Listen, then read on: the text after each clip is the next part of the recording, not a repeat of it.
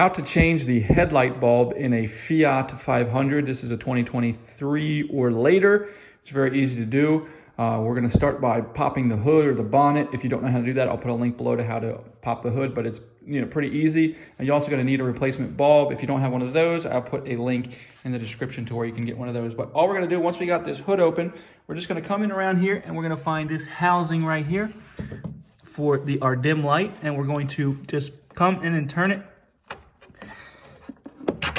like that, counterclockwise, to open it.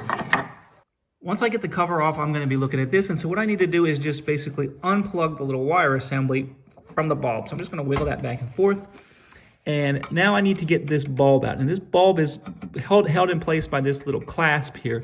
So what I need to do with this clasp, I don't know if you can see, but it's hooked on there, so it needs to be depressed to get outside, and then you need to push it that way, push it down.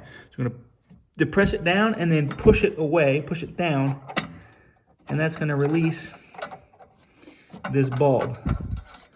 So then I'm going to take my fried bulb out, and then I'm going to come with my new bulb, and I'm going to slide it back in here.